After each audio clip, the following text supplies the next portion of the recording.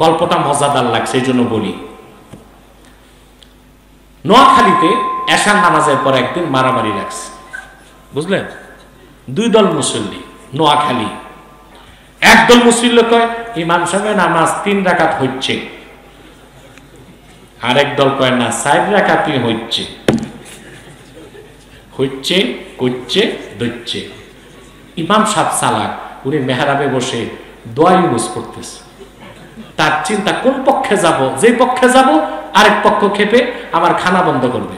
দোকানদার একজন দাঁড়ায় গেছে, কয় না নামাজ তো 3 রাকাতই হচ্ছে। কিভাবে? বলে মসজিদের সামনে তো আমার দোকান, সারাদিন দোকানদারি করি, আজান দিলে উজু করে মসজিদে ঢুকি, ইমাম সাহেব হাত বাঁধে আমি হাত বাঁধি, উনি সূরা কেরাত পড়ে আর আমি বুঝে হিসাব মিলাই কি বেচলাম কি কিনলাম। প্রতিদিন হিসাব মিলে আজকে মিলে নাই, তাহলে নামাজ তো 4 রাকাত হয় নাই। আচ্ছা বলেন, এইভাবে নামাজ 40 বছর পড়লে কি হবে? কাজ হবে? তাহলে আমরা আল্লাহর ইবাদত বুঝি না। এবার আসেন, আল্লাহ বলেছেন ওয়া কাদা রাব্বুক আল্লা তা'বুদু ইল্লা ইয়া। আল্লাহর ইবাদতের অর্থ কি? ব্যাপক ব্যাখ্যা আমি একজন মুফাসসিরেরটা শোনায় দিচ্ছি। তিনি আল্লামা জালালউদ্দিন সুয়ুতি ইবাদতের ব্যাখ্যায় লিখেন, আম্মাল ইবাদাতু ফাহিয়া ইমতিসালুল আওয়ামির ওয়া ইজতিনাবুন নওয়াহি। ইবাদত হচ্ছে ঈমান আনার পরে কোরআন হাদিসের হুকুমগুলো মানা, নিষেধগুলো ছাড়া, তার নাম ইবাদত। তার নাম ইবাদত। তা নামাজ পড়বেন, সুদ খাবেন, এটা ইবাদত হবে না, কারণ আদেশ মানতেছেন, নিষেধ ছাড়তেছেন না। আর সবচেয়ে বড় কথা, ইবাদত হবে তখন যখন ঈমান থাকবে। ঈমান ছাড়া ইবাদত কবুল হবে না। হবে? আল্লাহ রাব্বুল আলামিন বলেন ওয়া মান ইয়াবতাগি গায়রাল ইসলামি দীনান ফালান ইউকবালা মিনহু ওয়া হুয়া ফিল আখিরাতি মিনাল খাসিরিন। আর যেই হতভাগা মুহাম্মদ সাল্লাল্লাহু আলাইহি সাল্লামের দ্বীনকে বিশ্বাস করবে না, তার নামাজ, তার রোজা, তার হজ, তার যাকাত কোন একটা আমল আল্লাহর কাছে কবুল হবে না, বরং কাল কিয়ামতের দিন সে ক্ষতিগ্রস্তদের কাতারে শামিল হয়ে যাবে। তাহলে ইবাদত কি? ওয়া কাদা রাব্বুকা আল্লা তা'বুদু ইল্লা ইয়া। একমাত্র ইবাদত হবে কার? আল্লাহ। সেই ইবাদতের অর্থ হলো ঈমান আনার পরে আম্মাল ইবাদাতু ফাহিয়া ইমতিসালুল আওয়ামিরে ওয়া ইজতিনাবুন নওয়াহি। ঈমান আনার পরে কোরআন হাদিসের হুকুমগুলো মানা, নিষেধগুলো ছাড়া, তার নাম ইবাদত। এই ইবাদতে 3টা শর্ত থাকলে তা পূরণ হবে। প্রথম হচ্ছে ইবাদত হতে হবে শিরক মুক্ত ইবাদত, আল্লাহর ইবাদতে কাউকে শরীক করা যাবে না। আপনারা করেন? জি করেন। কেমনে করেন তাও বুঝাই দিচ্ছি। বুঝাই আপনারা মানে কেউ কেউ। আমরা দেখি আমার দেশে এমন লোক আছে, বিশেষ করে যারা মুনাফিক নেতা, নামের আগে হাজি, নামের পরে গাজী, 5 ওয়াক্ত নামাজি, মসজিদেও যায়, ঈদগাহে যায়, আবার সরস্বতী পূজার সময় পূজার মণ্ডপেও যায়। আছে না নাই? আবার যাইয়া ব্রাহ্মণের সাথে লাড্ডু খায়, আবার বক্তব্য বলে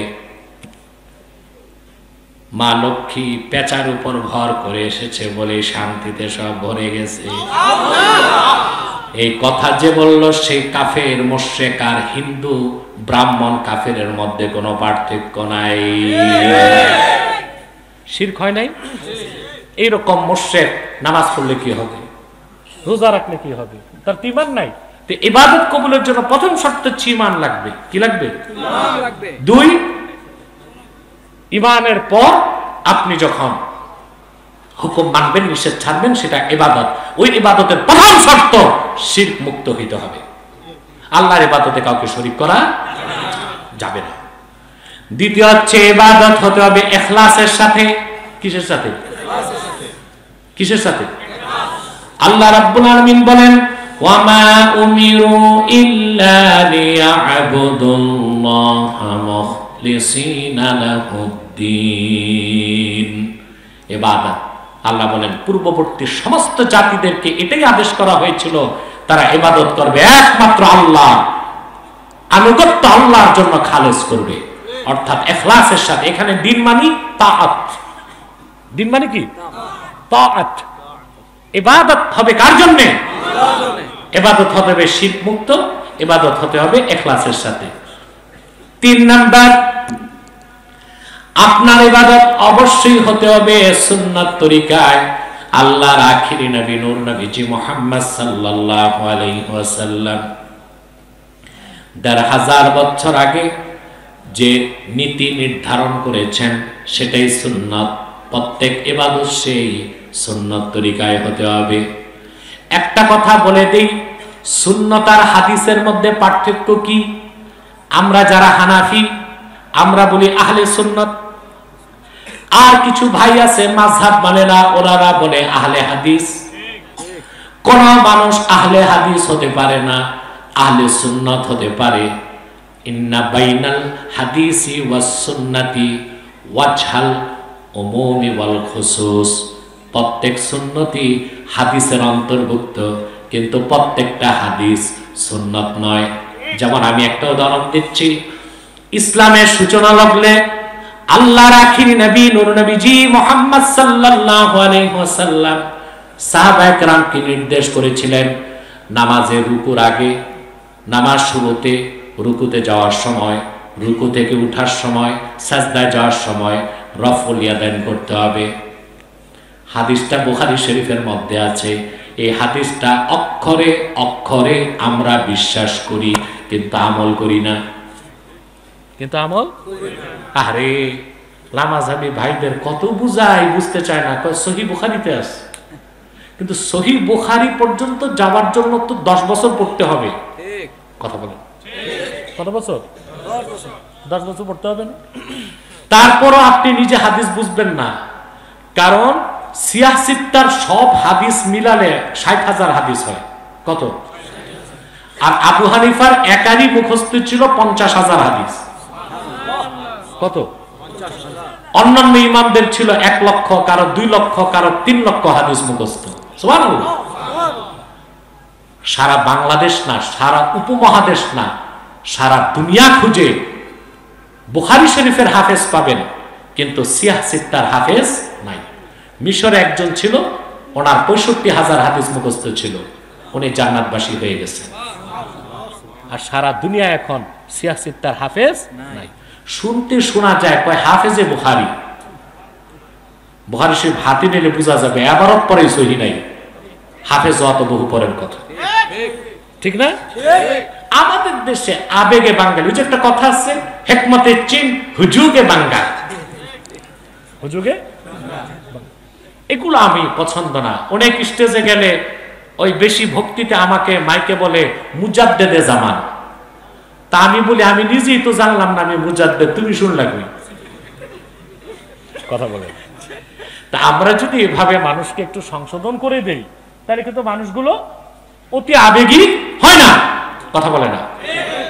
একটু ভালো ওয়াজ করতে পারলেই দুনিয়ার সেরা 10 ওয়াইজের একজন। বেটা দুনিয়াটা দেখছো, মোটে সিদ্ধিরগঞ্জে ঘুরতেছে। কথা বল। তারপরে আহা তোষামদি যে কি হয় বাংলাদেশে, পীরের গুণগান গাইতে গাইতে পীরের তাল গাছে উঠে। মাসলাকের বক্তা আসছে, বক্তার গুণগান গাইতে গাইতে গাইতে গাইতে যে উনি চোখ বন্ধ করে পড়াইতে পারে। তো চোখ বন্ধ করে পড়াইলে তো পড়া ভুল হবে, তাহলে কেমন ছাত্র হবে? চোখ খুলে না পড়াইতে হবে। কথা বলেন। আমার ভাইয়েরা, যে কথা বলছিলাম, কি বলতেছিলাম? রফুল ইয়াদাইন। মাশাআল্লাহ, কোয়ালিফাইড শ্রোতা। আল্লাহ তার জেহেনকে আরো বরকত দান, জেহেন খুলে দেখ। এখন রফুল ইয়াদাইন বুখারী শরীফে আছে। বর্ণনা আসছে হযরত ওমর থেকে, ইবনে ওমর থেকে বর্ণনা করছেন নাফি বুখারী শরীফে আছে, আমরা বিশ্বাস করি, হাদিস আমল করতে পারি না। কারণ প্রত্যেকটা হাদিসকে বিশ্বাস করতে হবে, কিন্তু আমল করতে হবে সুন্নতের উপর। কিসের উপর? সুন্নতের উপর। প্রত্যেক হাদিস তো সুন্নত নয়, কিন্তু প্রত্যেক সুন্নত হাদিস। এজন্য আমরা যারা আহলে সুন্নাত, এমনিতেই আমরা আহলে হাদিস। কিন্তু তোমরা যারা আহলে হাদিস দাবি করো, তোমরা তো না আহলে হাদিস না আহলে সুন্নাত, কিছুই তো হইতে পারলা না।